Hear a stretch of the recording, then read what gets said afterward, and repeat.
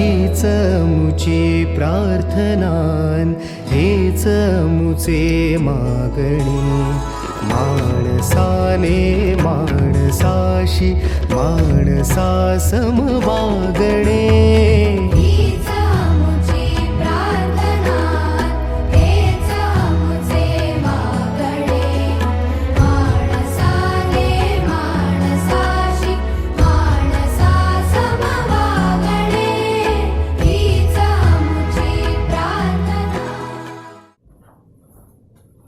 Okay, नाव after Kelvin's method, okay, आपण एक numerical बघू. तुमच्या पुस्तकात व्हीटस्टोनवर एकच न्यूमेरिकल आहे आणि ते पण सॉल्व्ह मध्ये, अनसॉल्व्ह मध्ये एकही न्यूमेरिकल नाही. ओके, त्यामुळे लक्ष द्या आणि सिंपल आहे. So it's example 9.5 from your text book. ठीक आहे, आता नीट लक्ष द्या. मी डायग्राम मीटर ब्रिज तसाच ठेवलाय. ओके, कारण आपल्याला मीटर ब्रिजचाच प्रॉब्लेम करायचा आहे. बघा आता, 2 resistances 2 ohm and 3 ohm are connected across 2 gaps of meter bridge. Okay, as shown in figure, म्हणजे फिगर दिलेली आहे त्यांनी. हा पहिला, हा दुसरा, हा 3 ओहम आणि हा 2 ओहम. ठीक आहे, so there are 2 resistors, 2 ohm and 3 ohm. Okay, पुढे calculate the current through the cell when the bridge is balanced. Okay, त्यांनी सांगितलंय bridge is balanced. Okay, calculate the current through cell. ठीक आहे, काढू आपण. आता मीटर ब्रिज म्हटलं, इथे मध्ये असणार गॅल्व्हनोमीटर आणि इथे कुठेतरी पॉइंट डी असणार. ओके, पुढे calculate the current through cell. Current काढायचं म्हणजे कोण काढायचंय? I first. आणि पुढे काय काढायचंय? And the specific resistance of material. म्हणजे आय करंट काढायचं आणि स्पेसिफिक रेजिस्टन्स पण काढायचं. Given resistance of bridge wire. Bridge wire म्हणजे ही वायर. ओके, मीटर ब्रिजची वायर ना. So resistance of bridge wire is 1.49 ohm and diameter is 0.12 centimetre. ठीक आहे, आता सगळ्यात पहिल्यांदा आपल्या वायरचा रेजिस्टन्स आहे ना, त्याला आपण R1 नाव देऊ. Resistance of wire R1. R1 तुमच्या बुक मध्ये दिले म्हणून मी R1 घेतोय, बाकी काही नाही. R1 is equal to 1.49 ohm. ठीक आहे, R1 लिहिला. ओके, आता जर का नीट लक्ष दिलं तर हा ब्रिज बॅलन्स आहे. याचा अर्थ काय रे? याचा अर्थ गॅल्व्हनोमीटर मधून करंट नाही जाते. ते म्हणतायत ना ब्रिज इज बॅलन्स. मग ब्रिज बॅलन्स आहे याचा अर्थ गॅल्व्हनोमीटर मधून करंट जात नाहीये, म्हणजे तो असून नसल्यासारखा आहे ना. त्यामुळे मी काय करतो, फक्त तुम्हाला कळावं म्हणून मी त्याला ना रब करून टाकतो. का रब केलं कळलं का मी? कारण ब्रिज बॅलन्स आहे म्हटलं इथून करंटच जाणार नाहीये. आता आता आता नीट जरा डायग्राम बघा, काय दिसते बघा. हा रेजिस्टन्स R1 वायरचा. ठीक आहे, आणि वरती 2 रेजिस्टन्स आहेत आणि ह्या दोघांचं कुठलं कॉम्बिनेशन रे? सिरीज. ओके, आणि ह्या दोघांचं सिरीजचं उत्तर काय ना, 2 + 3 5. म्हणजे हे 2 सिरीज मध्ये आहेत. ओके, हा आणि वायर कुठलं कॉम्बिनेशन आहे? पॅरलल. ओके, मग आपल्याला जर करंट काढायचा असेल सर्किटचा, ओके, तर फर्स्ट ऑफ ऑल तुम्हाला टोटल रेजिस्टन्स काढला पाहिजे. ओके, बॅटरीचं व्होल्टेज दिलेलं आहे त्यांनी 2 व्होल्ट गिवन मध्ये. ओके, ते पण लिहून घेऊ आपण. सो पहिला दिला resistance of wire, the voltage of battery, त्याला ईएमएफ म्हणू आपण. E is equal to 2 volt. Okay, fine. ना जसं आपण वायरचा रेजिस्टन्स काढला तसं आपण सिरीज कॉम्बिनेशनचा पण काढू. What is the answer for series combination? त्याला मी R2 नाव देतो. R2 is equal to 2 + 3 is equal to 5. Okay, म्हणजे आपण कोण काढला? R1 माहिती आपल्याला, R2 नव्हता माहिती, पण तो सिरीज कॉम्बिनेशन असल्यामुळे 5 आला. आणि ह्या दोघांचं कुठलं कॉम्बिनेशन आहे? Parallel. So R1 and R2 are in parallel. So what is the formula for parallel? 1 upon Rp is equal to 1 upon R1 plus 1 upon R2. म्हणजेच 1 upon 1.49 प्लस 1/5. ओके, हे calculation करायचं. 1/RP येईल, त्याला उलटं करायचं आणि कोण काढून घ्यायचा? RP. आता मी तुम्हाला डायरेक्ट सांगतो, RP त्यांनी दिलाय 1.15. Okay, so the answer for RP is 1.15 ohm. Okay, ठीक आहे, ते तेवढे कॅल्क्युलेशन तुम्हाला येतील. ओके, आता याचा अर्थ काय झाला रे, माझ्या पूर्ण सर्किटचा रेझिस्टन्स मिळाला ना मला. किती येतो रेझिस्टन्स? 1.15 ओहम. ओके, आपल्याला विचारलंय करंट. ओके, ओम्स लॉ काय असतो? V is equal to IR. पण व्हीच्या जागी मी कोण लिहिणार? E is equal to IR. Okay, पण तो R कोण? फायनल ना, म्हणजेच RP. तुम्ही म्हणाल सर ते R प्लस स्मॉल r असतो ना, असं असतं ना. बरोबर आहे, तुमचं असंच असतं, पण त्यासाठी त्यांनी स्मॉल r दिला पाहिजे. दिला नाहीये स्मॉल r, याचा अर्थ तो शून्य घ्यायचा. So E is equal to I into RP. So I is equal to E upon RP. Okay, E किती आहे? 2 व्होल्ट ना, दिलाय. So 2 upon 1.15. ठीक आहे, 2 upon 1.15 will be around 1.74 ampere.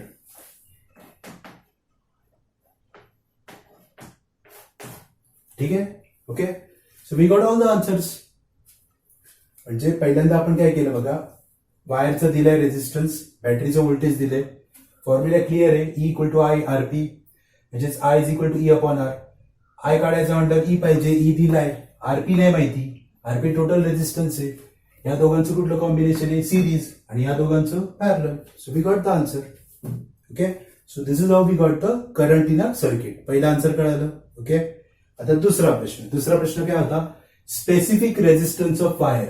नीट बघा आता, स्पेसिफिक रेझिस्टन्स कुणाचा काढायचा आहे? वायरचा. वायरला असतो ना स्पेसिफिक रेझिस्टन्स. ओके, सो सगळ्यात पहिल्यांदा आपला फॉर्म्युला काय असतो रे? R equal to general rho L upon A. बरोबर, सगळ्यांना माहिती आहे. रो काढायचं ना आपल्याला, म्हणजे rho is equal to RA upon L. ठीक आहे, त्याला रब करतो, याची गरज नाही आता. मग R, आता आपण कुणाचा काढतोय? वायरचा. मग R च्या ऐवजी काय लिहायचं? R1. एरिया असतो πr² अपॉन लेंथ. ओके, आता तुम्ही म्हणाल सर R1 आहे आपल्याकडे, पायची व्हॅल्यू माहिती आहे, पण रेडियस आणि लेंथ, डायमीटर दिलाय ना त्यांनी वायरचा. ओके, सो गिवन मध्ये डायमीटर दिलाय. Diameter of wire is 0.12 centimetre. So what is the diameter of wire? 0.12 centimetre. Diameter वरनं रेडियस काढा, 0.06 सेंटीमीटर. ओके, सेंटीमीटरचं मीटर करा. मी नीट बघा काय करतो, 6 केलं, 2 गेलं म्हणजे -2, आणि सेंटीमीटरचं पण मीटर केलं, -4. दोन्ही केलं मी, शिफ्ट पण केला आणि सेंटीमीटरचं मीटर केलं. सो रेडियस मिळाली. तुम्ही म्हणाल सर लेंथ नाही आपल्याकडे. बरोबर आहे ना, लेंथ. मीटर ब्रिज आहे म्हटल्यावरती लेंथ किती असते? 100 सेंटीमीटर, म्हणजेच 1 मीटर. मग आता सगळे तुमच्याकडे R1 आहे, पायची व्हॅल्यू माहिती आहे, रेडियस पण त्यांनी तुम्हाला दिलाय 6 × 10⁻⁴. स्क्वेअर करा upon 1. Okay, solve this, you will get rho. Okay, हे पण कॅल्क्युलेशन सिंपल आहे, तुम्हाला जमतील. मी तुम्हाला आन्सर सांगतो. Rho comes 1.68 × 10⁻⁶ ohm meter. Okay, समजलं? कळतंय? ठीक आहे. So this is the numerical on Wheatstone's meter bridge. एकच न्यूमेरिकल आहे, सोडवलं आपण. पण तुम्ही ना डायरेक्ट कॉपी नका करू, तुम्ही कॅल्क्युलेशन करून बघा. कदाचित ते चुकलेले पण असतील, आपल्याला माहित नाही. ओके, मी ते चेक नाही केले, तुम्ही ते चेक करा आणि सांगा मला. ओके, पण आणखीन एक गोष्ट सांगायची होती मला. अपार्ट फ्रॉम लेक्चर, जे नोट्स मी तुम्हाला पाठवतो ते तुम्ही वहीत लिहून काढा. ओके, ते महत्वाचे आहेत. हे तुमच्या हाताखालनं गेलं पाहिजे. एखादा व्हिडिओ तुम्ही एकदाच नका बघू, 2-3 वेळा बघा. सगळ्यात चांगली गोष्ट काय माहिती का, हे व्हिडिओज तुम्हाला इझिली अवेलेबल आहेत. लेक्चर मिस झालं तर परत लेक्चर अटेंड नाही करतायत, पण व्हिडिओ तुम्ही लगेच बघू शकता. त्यामुळे एखादी गोष्ट कळली नाही तर ती तुम्ही बघा. बरं, काल काही जणांनी मला विचारलं होतं की सर तुम्ही काल लेबल चेंज का केलं, इथे ए, तिथं बी, तिथं सी, तिथं डी का नाही. सी, मला काही प्रॉब्लेम नाही, मी काही लेबल करेन. मी काय फॉलो करतो, जे लेबल तुमच्या बुक्समध्ये ते फॉलो करतो. म्हणजे असं नको व्हायला की तुम्ही पुस्तक वाचताना लेबलमुळे तुम्ही कन्फ्युज होता, म्हणून मी ते करतो. बाकी तिथं PQRS केलं तरी मला काही प्रॉब्लेम नाहीये. ओके. हा, पण तुम्हाला हे बघा, तुम्हाला आलेला डाऊट छोटा आहे का मोठा आहे हे नका बघू, तुम्ही विचारा. ओके. कारण असं होतं बरेच वेळेस की बऱ्याच जणांना तो डाऊट असतो, पण काही जण विचारत नाही. त्यामुळे जो कोणी विचारत त्याच्यामुळे ऍटलीस्ट मी सांगेल तरी तुम्हाला, आणि सगळ्यांचेच डाऊट क्लिअर होतील. Okay. So if you have any doubt regarding anything you should ask me. Okay. आणि अभ्यास करत राहा. सर, आता मी तुम्हाला काही फोर्सफुली होमवर्क देत नाहीये, पण तुम्ही जर का रोज हेच जे नोट्स मी पाठवतो, ओके, ते लिहून काढले, वाचले, लेक्चर असं अशी सवय लावा की आता आज हे 7वं लेक्चर आहे करंट इलेक्ट्रिसिटीवर. ओके. मग आता 6 लेक्चर झालेत ना, असं नाही करायचं, रिवाइज करत राहायचं ना. 7वं लेक्चर बघायच्या अगोदर जर 6 लेक्चर बघणं शक्य असेल तर ते बघा, किमान 6 नाही, लास्ट 2चे तर बघा. त्याच्यामुळे काय होईल, तुमचं अजून परफेक्ट होईल. सी, बघा, लेसन सोपा आहे पण इम्पॉर्टंट पण आहे. ओके. त्यामुळे if you study more you will score more. Okay. ठीक आहे. Thank you.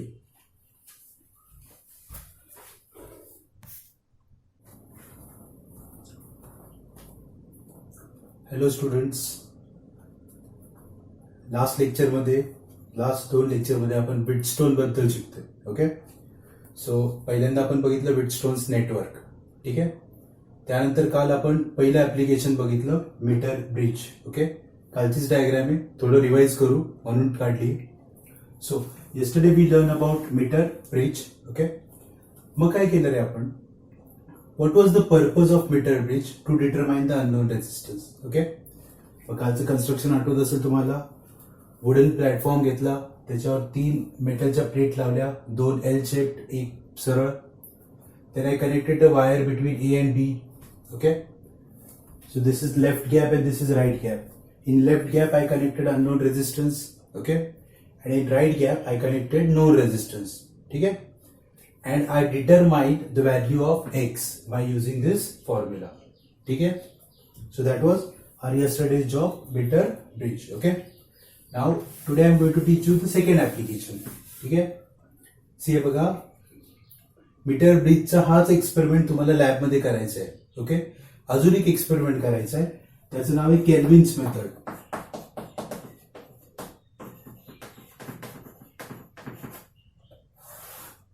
Okay.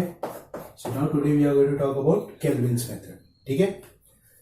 Now first of all, what is Kelvin's method and why we are studying this. Okay.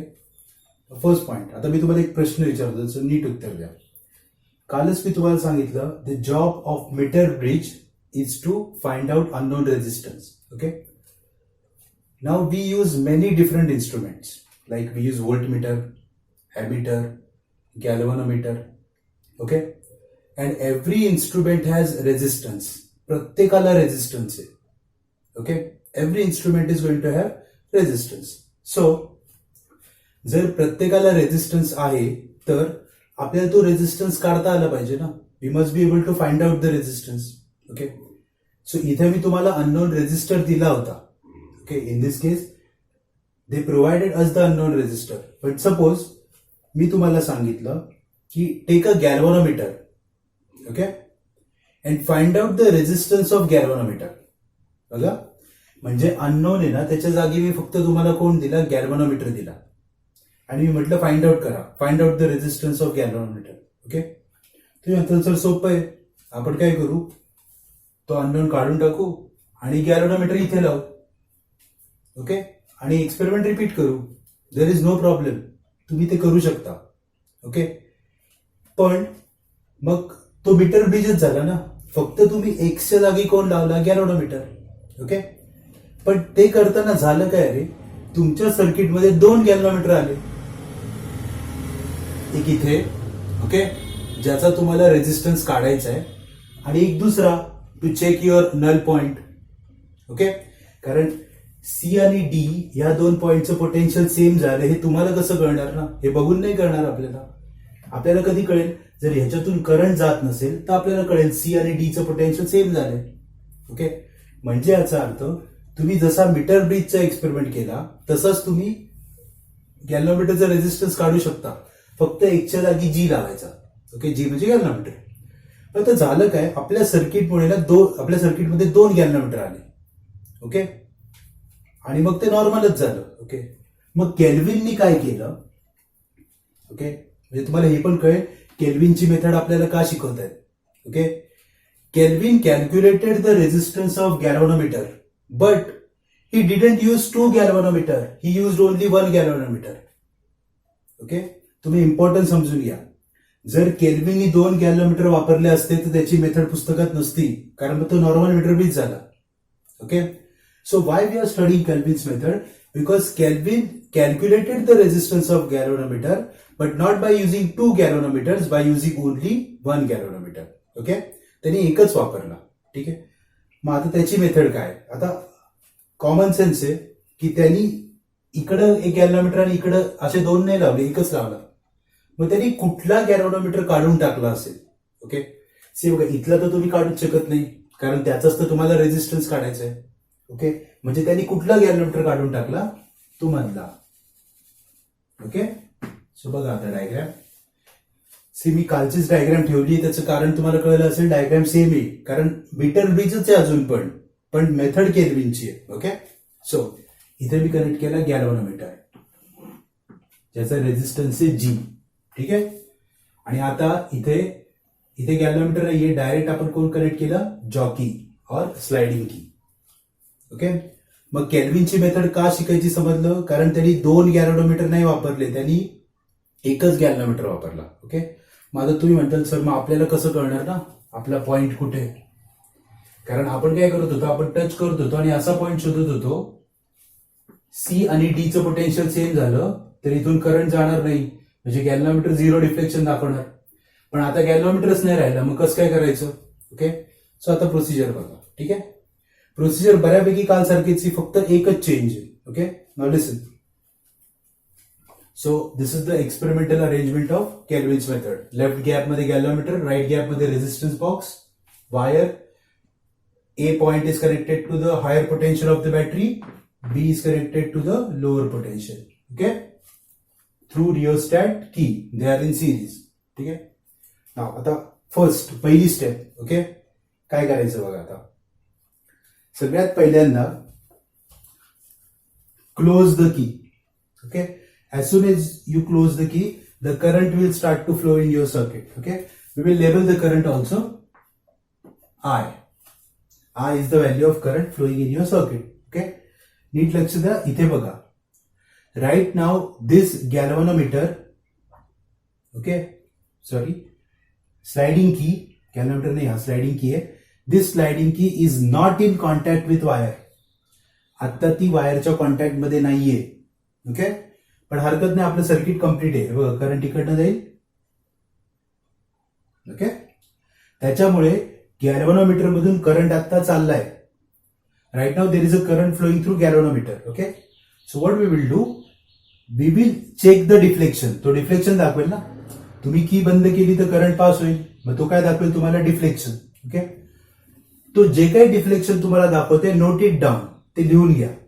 Okay, म्हणजे whatever 2 milliampere, 3 milliampere, whatever is the reading, you note it down. Okay, बघा, हा touch करायचा नाही.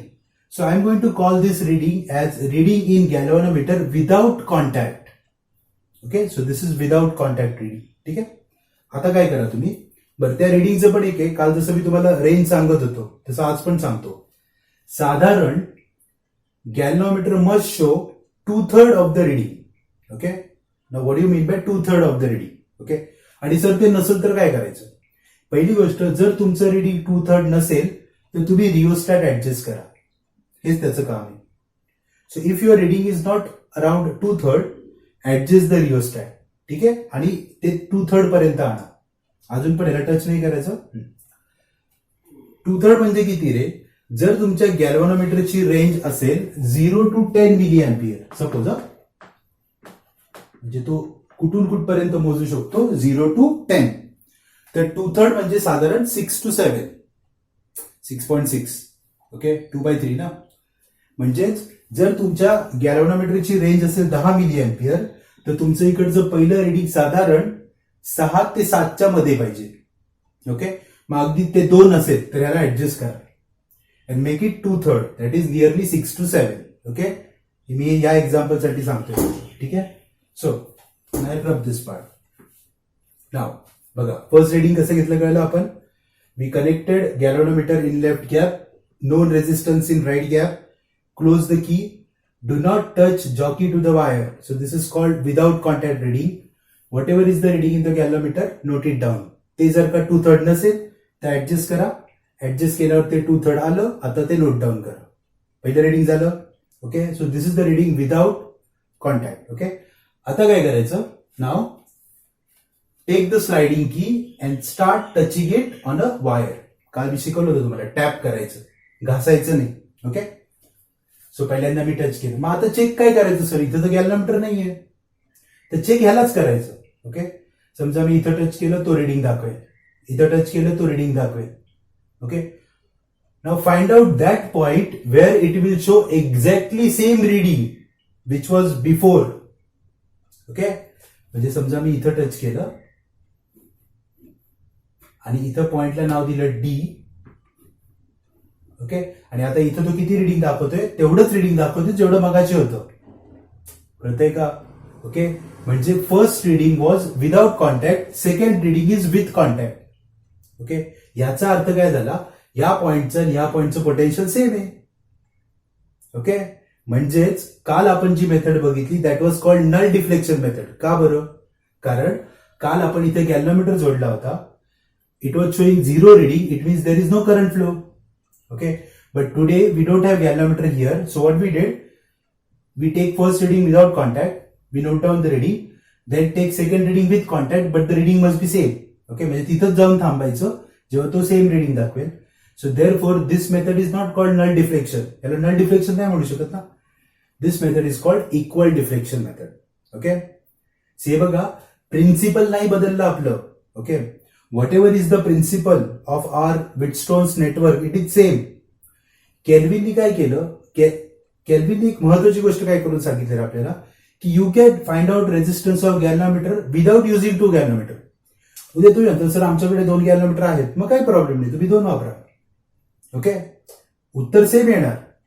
Okay पण मग केल्विनची method काय important आहे, कारण त्यांनी हे पण शिकवलं इफ यू हॅव 1 गॅल्व्हनोमीटर आणि त्याचाच रेजिस्टन्स काढायचा असेल then also you can find out by using equal deflection method. आता equal deflection का नाव आहे तुम्हाला कळलं असेल, because reading was same before and after. That is without contact and with contact. Okay.